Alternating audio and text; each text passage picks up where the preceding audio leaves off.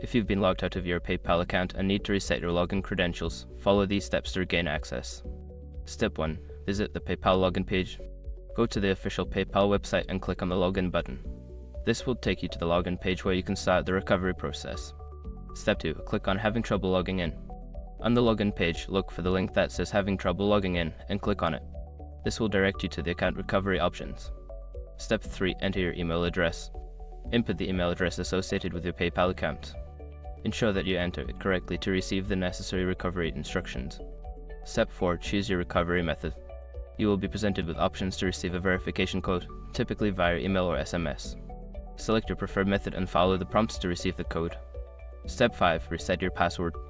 Once you receive the verification code, enter it on the website. You will then be prompted to create a new password. Choose a strong password and confirm it to complete the reset process. After following these steps, you should be able to log into your PayPal account with your new credentials.